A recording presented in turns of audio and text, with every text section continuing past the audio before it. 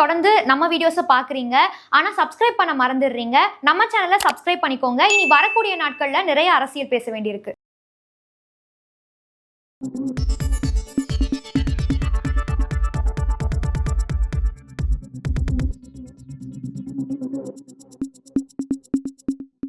News focus Tamil நேயர்களுக்கு வணக்கம். இன்று நம்மோடு நேர்காணல் இருந்திருக்கக்கூடியவர் மூத்த பத்திரிகையாளர் திரு இரா.குமார் அவர்கள். வணக்கம் சார். வணக்கம் சார். இப்போ பீகார்ல பாத்தீங்கன்னா தேர்தல் அப்படிங்கிறது நெருங்கிட்டு இருக்கு. இது போன்ற ஒரு சூழ்நிலையில தான் தேர்தல் அக்டோபர் மாதம் அப்படிங்கிற தேர்தல் வரப்போகுது. சோ இது மாதிரியான சூழ்நிலையில தான் பாத்தீங்கன்னா எலெக்ஷன் கமிஷன் என்ன பண்ணாங்கன்னா வாக்காளர் பட்டியலை திருத்தும் பணியில வந்து ஈடுபட்டாங்க. சோ அந்த பணியில பாத்தீங்கன்னா voter ID, ration card, Aadhaar card இது மூணையும் நாங்க வந்து ஆவணமா எடுத்துக்க மாட்டோம். உங்களுடைய பர்த் சர்டிபிகேட் எடுத்துட்டு வாங்க, அதை தான் நாங்கள் ஆவணமா எடுத்துப்போன்ற மாதிரி சொன்னாங்க. ஆனா இந்த விவகாரத்துல தற்போது சுப்ரீம் கோர்ட் களத்துல இறங்கி என்ன சொல்லியிருக்காங்க அப்படின்னு பாத்தீங்கன்னா, நீங்க ஆதார் கார்டே ஆவணமா எடுத்துக்கலாமேன்ற மாதிரி பரிந்துரை பண்ணது மட்டும் இல்லாம இவங்க இந்தியன் சிட்டிசன் தான் அப்படிங்கிறத ரெகனைஸ் பண்றதுக்கும் அதை உறுதி பண்றதுக்குமான உரிமை அதிகாரம் அப்படிங்கிறது உள்துறை அமைச்சகத்துக்கிட்ட தான் இருக்கு. நீங்க இதை தலையிடுறீங்க அப்படிங்கிற மாதிரி கேள்வி வரை எழுப்பியிருக்கிறாங்க. இதை நீங்க எப்படி பாக்குறீங்க? அதாவது 3 கோடி வாக்காளர்கள் பெயர்களை இவங்க நீக்குறாங்க. வாக்காளர் பட்டியல் திருத்தம்ன்ற பேரில் 2003 இருந்த வாக்காளர் பட்டியலில் கணக்கு போடும்போது இப்போ ஒரு 3 கோடி வாக்காளர்கள் பெயரை வந்து பட்டியலில் நீக்கிறாங்க. நீக்கும்போது நம்ம போய் பார்த்து என் பேர் இல்லை சரியா அப்படின்னு சொன்னால் ஆதாரம் காட்டு. முதல்ல என்ன பண்ணுவோம், ரேஷன் கார்டு காட்டுவோம். இல்லைன்னு சொன்னால் ஒரு இந்த ஆதார் கார்டு காட்டுவோம், டிரைவிங் லைசன்ஸ் காட்டுவோம், பேங்க் பாஸ்புக்கு அட்ரஸ் இதை காட்டுவோம். இதெல்லாம் காமிச்சோன்னா சரி அட்ரஸ்ஸு இருக்குது, ஃபோட்டோ இருக்குது, ரைட்டுன்ட்டு பட்டியலில் சேர்த்துருவாங்க. இப்போ ஆதார் கார்டை கூட காட்டினாலும் ஏற்றுக்க மாட்டான். எதுவுமே ஏற்றுக்க மாட்டோம். எதுவும் ஏற்றுக்க மாட்டோம். 13 ஆவணங்கள் சொல்லியிருந்தாங்க தெரியுங்களா ஒரு காலத்தில்.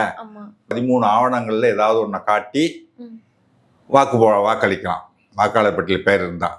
அப்படி இருந்தது போக இப்போ நீ பிறப்பு சான்றிதழ் கொண்டு வந்து கொடு. எனக்கு பிறப்பு சான்றிதழ் கேட்டால் என்கிட்ட இது கிடையாது. எனக்கு எது டேட்டா என்னால் இந்த காதை இப்படி தொட்டு சொல்லுவாங்க. ஸ்கூலுக்கு போனோம்னா என்ன பாத்தியானம் பண்ண 1ஆம் கிளாஸ் சேர்க்க போனால் இப்படி கை விட்டு காதை தொடும்பாங்க. காதை தொட்டால் உள்ளே போகணுன்னு சொல்லிட்டு அட்மிஷன் போட்டுருவாங்க. இல்லைன்னா போட மாட்டாங்க, அடுத்த வருஷம் வாண்டுவாங்க. டேட்டா பர்த் சர்டிஃபிகேட்லாம் கிடையாது எங்களுக்கெல்லாம். அதனால் வந்துட்டு இப்போ என்ன போய் பர்த் சர்டிஃபிகேட் கொடுத்து வாடினா எங்கேருந்து கொண்டு வர முடியும்? கொண்டு வர முடியாது. அதாவது இஸ்லாமியர்கள் அதுக்கு பிறகு அங்கே வந்து தாழ்த்தப்பட்டவர்கள் பழங்குடியினர்லாம் வந்து பாஜகவுக்கு எதிராக இருக்காங்க. பாஜக எதிராக வாக்களிக்கக்கூடிய ஒரு 3 கோடி வாக்காளர்கள் வாக்குரிமையை பிடுங்கிட்டோம்னா இவங்க என்ன பண்ண முடியும்? இவங்க தான் வெற்றி பெற்று வர முடியும் ஈஸியாக. எதிர்கட்சி வெற்றி பெற, கூட்டணி வெற்றி பெற முடியாது. அதுக்காக இந்த ஒரு அநியாயத்தை நான் சொன்னல, பஞ்சமா பாதகத்தை செய்ய துணிந்த ஒரு கட்சின்னு இந்த மாதிரி பண்ணுறாங்க. வாக்குரிமை இந்த மண்ணிலே பிறந்து வளர்ந்தவனுக்கு உனக்கு வாக்குரிமை கிடையாது அப்படின்னு சொன்னால் இது எவ்வளோ பெரிய கொடுமை. அது கேட்டால் நீ வந்து இந்த குடியுரிமைக்கு இந்த மண்ணில் பிறந்தவன், இந்த நாட்டினோட குடிமகன்னு நீ ஆதாரம் காட்டு அப்படின்ட்டாங்க. அதுக்காக அது சௌரியமாக என்ன பண்ணிட்டாங்க தெரியுங்களா, இந்த ஆதார் கார்டில் பார்த்தீங்கன்னா இது குடியுரிமைக்கான சான்று அல்லன்னு போட்டுருவான் பாருங்க.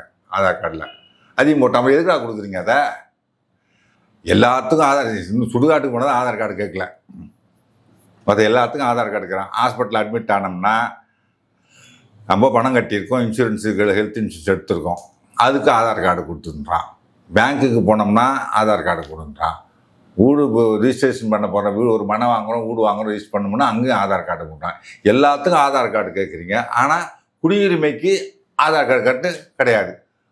வாக்காளர் பட்டியலுக்கு ஆதார் கார்டு கேட்டால் ஏற்றுக்க மாட்டோம். எனக்கு அதுதான் சார் டவுட்டா இருக்கு. இப்போ பிஜேபி ஆதார் கார்டை நம்மளை வந்துட்டு ஒரு எப்படி சொல்றது, ஆதார் கார்டு வேணுங்கிற மாதிரி நம்மள அதுக்குள்ள தள்ளினாங்க. நம்ம கூட பாத்தீங்கன்னா பேங்க் அக்கௌண்ட்ல இருந்து எல்லாத்தையும் ஆதார் கார்டு காங்கிரஸ் கொண்டு வந்தப்ப எதிர்த்ததுதான் இந்த பிஜேபி.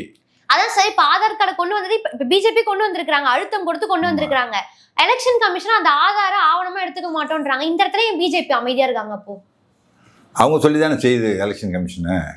அப்புறம் எப்படி அவங்க இருப்பாங்க? அதை எலெக்ஷன் கமிஷன் எதுல இருக்குன்றீங்க? இப்ப பிஜேபி கண்ட்ரோல், பாஜக கூட்டணியில இருக்கு, கண்ட்ரோல்ல கிடையாது. கூட்டணியில பாஜக கூட்டணியில தான் தேர்தல் ஆணையம் இருக்கு. அதனால பாஜக என்ன சொன்னாலும் செய்யும்.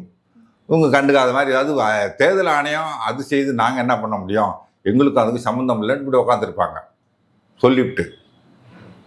அதான் கோர்ட்டுக்கு போயிருக்காங்க. கோர்ட்டு கேட்குறது இப்போ என்ன அவசரம்? நாங்கள் தேர்தல் அனைத்து உன் நேர்மையான சந்தேகப்படலை. ஆனால் இதை முன்னாடியே செஞ்சுருக்கலாமே. பட்டியலில் இருந்த 60% வாக்காளர்கள் தங்கள் குடியுரிமையை காமிச்சு நிரூபித்து வாக்காளர் பட்டியல் சேர்த்துட்டாங்க அப்படின்னா மீது 40%. அதுதான் சார் சுப்ரீம் கோர்ட் கேட்குறதே டைம் ஃப்ரேம் சொல்லுங்க அப்படின்ற மாதிரி தான் கேட்குறாங்க. அதையே அவங்க சொல்லவே மாட்டாங்க. சொல்ல மாட்டாங்க. இப்போ என்ன அவசரம்னு கேட்குறாங்க. இப்போ எலெக்ஷன் நெருக்கத்தில் போய் இதை ஏன் பண்ணுற அப்படின்னா, இவனால் அதுக்குள்ளே இந்த ஒரு குறுகிய காலத்துக்குள்ளே பண்ணுன்னு சொன்னால் அவன் எங்கே போய் கொண்டு வருவான்? அவன் குடியுரிமையை நிரூபிக்கிறதுக்கு எங்கே போவான்? அவன் வேலைக்கு போய் சம்பாதிப்பானா? குடியுரிமையை நிரூபிக்கிறதுக்கு போவானா? இந்த என்ஆர்சி கொண்டு வந்தாங்க பாருங்கள். இராணுவத்தில் வேலை பார்த்து ஓய்வு பெற்ற ஒருத்தவர் இந்த நாட்டு குடிமகன் இல்லைன்னு சொல்லிட்டாங்க. என்ஆர்சி அசாமில் நேஷ்னல் ரிஜிஸ்ட்ரி ஆஃப் சிட்டிசன்ஷிப்ன்றாங்கல்ல, அதை மறைமுகமாக இப்போ இப்படி கொண்டு வந்து திணிக்கிறாங்க. வாக்காளர் பட்டியலேருந்து பேரை நீக்கி உனக்கு குடியுரிமை கிடையாது, அதனால் வாக்குரிமையும் கிடையாது, இந்த நாட்டு குடிமகன் நீ இல்லை, இந்த நாட்டு குடிமகன்றதுக்கு ஆதாரம் காட்டு உனக்கு வாக்குரிமை கொடுக்குறோம் அப்படின்னு சொல்லி அவங்களாம் ஓரம் கட்டுறாங்க. இதெல்லாம் எவ்வளோ பெரிய அநியாயம் இது. 13 ஆதாரங்களை காமிச்சு வாக்கு போடலாம் வாக்களிக்கலான்னு இருந்த ஒரு காலம் போய் இன்னைக்கு வாக்காளர் பட்டியலில் சேர்றதுக்கு எதையுமே ஏற்றுக்க மாட்டேன், நீ பிறப்பு சான்று கொண்டு வா, அப்போ தான் உன்னை இந்த நாட்டு இந்த குடிமகனாக ஏற்றுப்பேன், இல்லை இந்த நாட்டு குடிமகனாக ஏற்றுக்க மாட்டேன். ஏழை எளிய மக்கள் எங்கெங்க பிறப்பு சான்று வாங்கி வச்சிருக்கு? அது தமிழ்நாட்டில் கூட ஓரளவுக்கு எல்லாம் கல்வி அறிவு வந்துச்சு, விவரமாயிட்டாங்க. கேரளா தமிழ்நாடுலாம், நாட்டிலலாம் பீகார்லாம் பண்ணிங்கன்னா படித்தவனே கம்மியாச்சே. எங்கே போவான்? அரசியல் புரிதலே கிடையாது. நிறைய பேர் மைக்ரேட் ஆகலாம் போயிருப்பாங்க. அவங்க எங்க இருந்து போய் இந்த பர்த் சர்டிபிகேட்டை தேடுவாங்க? ஒன்றும் பண்ண முடியாது.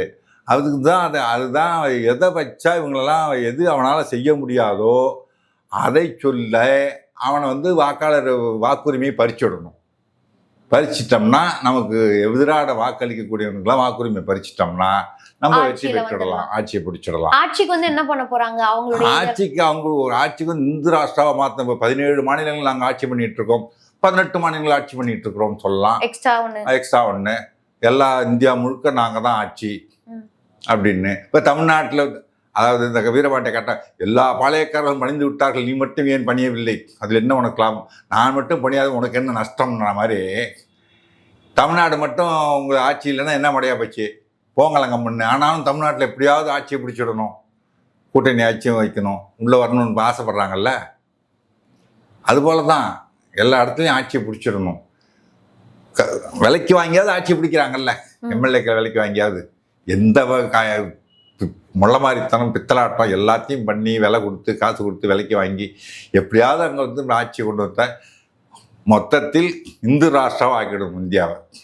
அதுக்கு தான் அவங்க அதுக்கான திட்டங்கள் தான் ஒன்று ஒன்றா செஞ்சிட்ருக்காங்க. அது வாக்குரிமை பறிக்கிற திட்டத்தை இப்போ இம்ப்ளிமெண்ட் பண்ணுறாங்க. அதை நேரடியாக செய்யாமல் இந்த என்ஆர்சின்னா அரசாங்கம் செய்யும், இப்போ தேர்தல் ஆணையம் மூலம் செய்கிறாங்க. சரி, இப்போ எலெக்ஷன் கமிஷன் ஒரு விஷயமும் சொல்லியிருக்கிறாங்க. என்னன்னா, உங்களுடைய ஆவணங்கள்லாம் உங்களுடைய ஆவணத்தை காட்டுங்க, அதை கலெக்ட் பண்றாருல அதிகாரி, அவர் பார்த்து அவர் திருப்தி அடைஞ்சிட்டாருன்னா அவங்கள வாக்காளர் பட்டியலில் நாங்கள் சேர்த்துப்போம் அப்படிங்கிற மாதிரி சொல்றாங்க. இப்ப எந்த ஒரு அதிகாரியும் இப்ப நேர்மையா இருக்காங்க அப்படிங்கிற மாதிரி சொல்ல முடியாது. ஒருவேளை அந்த அதிகாரி பாஜகவுடைய ஆளா கூட இருக்கலாம், லஞ்சம் வாங்கிட்டு இது பண்றவரா பாஜக ஆளா இல்லாமலே இருக்கலாம். அந்த அதிகாரி அது ஏத்துக்கிட்டாரு சொன்னா அவர் தூக்கி அடிக்கப்படுவார். புரியுதுங்களா? இந்த கீழடியில் ஒருத்தர் என்ன பண்ணாரு பாருங்க, ஆராய்ச்சி பண்ணார்ல, அவர் எங்கெங்கெல்லாம் அமர்நாத் ராமகிருஷ்ணன் எங்கெங்கெல்லாம் தூக்கி அடிக்கிறாங்க பாவம். அவர் கொடுத்த ஆய்வறிக்கை திருப்பி கொடுக்குறான், அதை சரி பண்ணி கொடு, நான் சொல்கிற மாதிரி எது கொடுன்றான். அவரை பொழுதுக்கும் ட்ரான்ஸ்ஃபர் பண்ணிக்கிட்டே இருக்காங்க.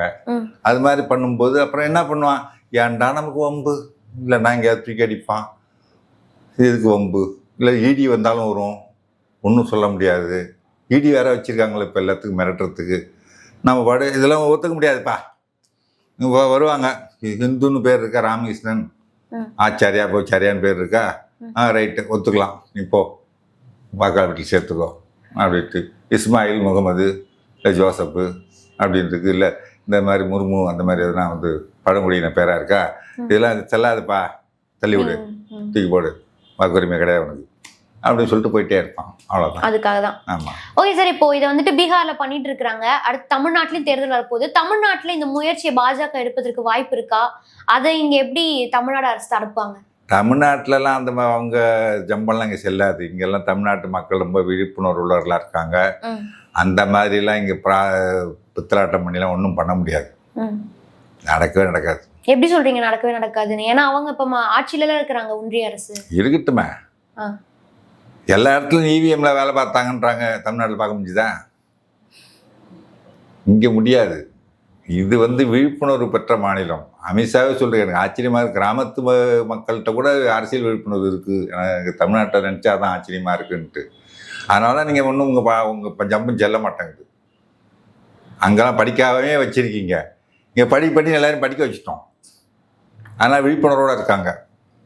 நீங்கள் பார்த்தீங்கன்னா தமிழ்நாட்டில் எவ்வளோ ஏழையாக இருந்தாலும், எவ்வளோ சோத்துக்கு கஷ்டப்பட்டாலும் தான் பிள்ளைய படிக்க வச்சிடணும் அப்படின்ற பெற்றோர்கள் அதிகம் உள்ள மாநிலம் 100க்கு 100 உள்ள பெற்றோர்கள் உள்ள மாநிலம் தமிழ்நாடு தான். மாடு மேய்க்க போன்னு சொல்ல மாட்டான், பிள்ளைய களை எடுக்க போன்னு சொல்ல மாட்டான், போய் சாணி வாரி அள்ளி பழகின்னு சொல்ல மாட்டான். நீ பார்த்தீங்கன்னா ஒரு 50 ஆண்டுகளுக்கு முன்னாடி அதான் நடந்துட்டு இருந்துச்சு. சின்ன பையன் தான் சாணி வாரி போடுவான், போயிட்டு மாடு மேய்க்க போவான். இப்போ யாராவது பார்க்குறீங்களா? கிடையாது. அந்த அளவுக்கு விழிப்புணர்வு ஏற்பட்டு எல்லாரையும் படி சொல்லி படிக்க வச்சது திராவிட இயக்கம் படிக்க வச்சதுனால இங்கே அரசியல் விழிப்புணர்வு இருக்குது. இங்கே பாஜக எந்த தகுதி திட்டம் பண்ணாலும் இங்கே செல்லாது. ஓகே சார், உங்களை நேரத்தை ஒதுக்கி இந்த நேர்காணல் கலந்து கொண்டதுக்கு மிக்க நன்றி சார். நன்றி, வணக்கம். இந்த வீடியோ உங்களுக்கு பிடிச்சிருந்தா லைக் பண்ணுங்க, மறக்காம சப்ஸ்கிரைப் பண்ணுங்க, கூடவே உங்க ஃப்ரெண்ட்ஸ்க்கு ஷேர் பண்ணுங்க.